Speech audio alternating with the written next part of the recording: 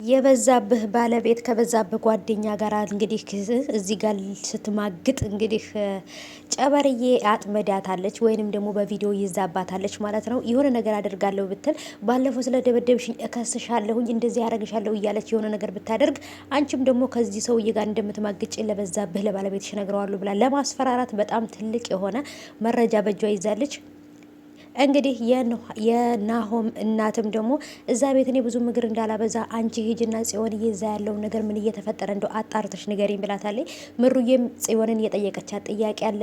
ምክንያቱም ትንሽ እየተጠራጠረች ና ምን እየተፈጠረ ነው ብላ ያሰበች ይመስለኛል። ምክንያቱም እንክብካቤው ሲበዛባቸው ማለት ነው።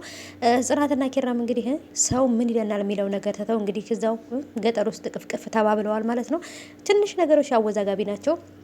ሰላም ሰላም፣ ውድ የተከበራችሁ የቻናሌ ተከታታዮች እንዴት ናችሁ? ከኔ ጋር ሁሉ ሰላም ነው። ሰላማችሁ ይብዛልኝ ባላችሁበት። ውድ ቤተሰቦቼ ለቻናሌ አዲስ ከሆናችሁ ሰብስክራይብ አድርጋችሁ ቤተሰቡን ነባሮች እንኳን በሰላም መጣችሁ ብያለሁ። ውድ ቤተሰቦቼ እንግዲህ የተወዳጁ የጽናት ድራማ በተለመደው ሰዓት ተለቆ ነበር ማለት ነው። አልተመቸኝም፣ ትናንት አልሰራሁላችሁም፣ ለዛ ነው ዛሬ የመጣሁላችሁ ማለት ነው። ሀባይቦቼ እንግዲህ የኔ ውድናትዬ የኔ ቦርጫ ማለት ነው የማይሆን ፍቅረኛ ይዞ ከማንኛውም ካየችው ወንድ ላይ ፍቅር የሚይዛት እንደፈለገች ከማገኘችው ወንድ የምትንጠላጠል እንግዲህ ፍቅር ይዞት፣ በነገራችን ላይ እሷ እሱን አፍቅራው ነው ወይንስ ደግሞ እሱ እሷን አፍቅሯት ነው? በጣም ግራ ተጋብቻለሁ። ምክንያቱም እሱ እያሰበ ያለው ስለ ቲና ብቻ ነው ወይንም ስለ ጨበርዬ ነው ማለት ነው። ጨበርዬ የምዛ ክፍለ ሀገር ውስጥ ሄዳ እንግዲህ በጣም ብዙ ነገሮችን እያበላሸችም እያስተካከለችም ነው ማለት ይቻላል ማለት ነው። የበዛብህን ሚስት አረቂ እያጠጣቻት ምን እያለቻት ለምን መሰላችሁ? ያን ባለፈው ያረገቻትን ነገር እንድትረሳ ምንም ነገር እንዳታረጋ ስለፈለገች ነበር ይሄን የምታደርገው። ግን ደግሞ አሁንም ቢሆን አረቂን ጠጣ ወይንም እንደዚህ እናደርግ በዚህ ወተን በዚህ ገብተን እያለቻት ነበረ። እሷም ደግሞ እንግዲህ የበዛብህን ሚስት ቪዲዮ ቀርጻ ይዛባት ነበር ማለት ነው። ከዚህ ከሰውየው ጋር ቁጭ ብላ ጫካ ውስጥ ስንት ስትል ማለት ነው። እና ያ ነገር ደግሞ በዛብህ ጋር ደረሰ ማለት ያለምንም ጥርጥር ነው ሁለቱንም የሚገላቸው ማለት ነው። ምክንያቱም ይሄኛው በዛብህ አይደለም ስሙ መሆን የነበረበት፣ አስጨናቂ ነበር ስሙ መሆን የነበረበት። በቃ ሰውን ማስጨነቅ ሰውን ማስፈራራት በጣም ነው የሚወደው። እና ወዶች የብዙዎቻችሁ ደግሞ አስተያየት እንግዲህ እኔ በጣም የፈራሁትም ነገር አንድ አለ፣ እናንተም እያላችሁት የነበራችሁት ነገር ነው። እሱም ነገር ምንድን ነው?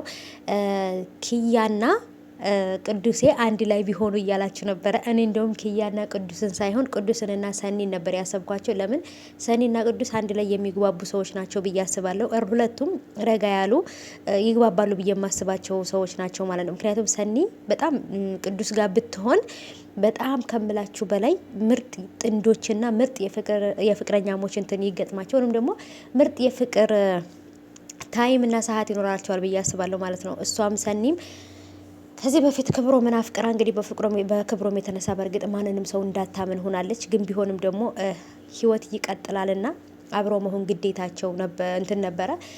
አብሮ መሆን አልተፈቀደላቸውም። ስለዚህ እሱን ኦሬዲ እሱ የለም፣ እሷም እንግዲህ እሱን እየረሳች ነው ብዬ አስባለሁ።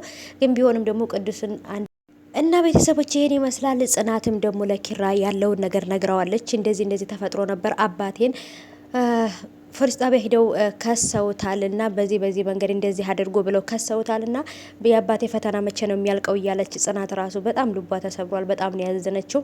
ስለዚህ እንደዚህ ካዘነች ደግሞ በቃ ኦሬዲ ከኪራ ጋር ከጽናትና ኪራ ተስማምተው ሽማግሌ ልኮ ጽናትን በህጋዊ አግብቷት ወደ ከተማ ይዟት መመለስ አለበት። ጽናትም ደግሞ አባቷን ይዛ መታ አባቷን አብራ ከአባቷ ጋር መኖር አለባት። ምክንያቱም እናቷ ብትኖር ኦኬ፣ ግን ደግሞ አባቷ ብቻ ስለሆነ የኪራም አባት የኪራም እናት ስለሌሉ ጽናት አባቷን ይዛ ወደ ከተማ ገብታ ከአባቷ ጋር በሰላም በፍቅር መኖር ትችላለች ብዬ አስባለሁ። ቤተሰቦች ይሄ የኔ ሀሳብ ነው። የእናንተን ሀሳብ ደግሞ እስቲ ኮሜንት አድርጉልኝ። እውነት ለመናገር ትንሽ አሁን ላይ የጽናት አባት ያሉበት ሁኔታ በጣም ከባድ ነው። በሽታቸው እየባሰባቸው ነው።